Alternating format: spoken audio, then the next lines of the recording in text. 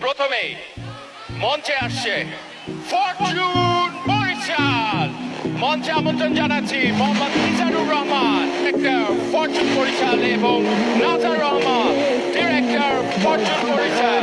বরিশালের জন্য জোরে একটা করতালি শুনি। পরের টিম মাইটি রংপুর রাইডার্স। মঞ্চে আসছে শেহজাদ আকবর সোবান, ওনার অফ রংপুর রাইডার্স, এবং মেরা বালুর Chowdhury, team director Rangpur riders. শেহজাদের জন্য জোরে একটা করতালি। The youngest representative, Gen Z.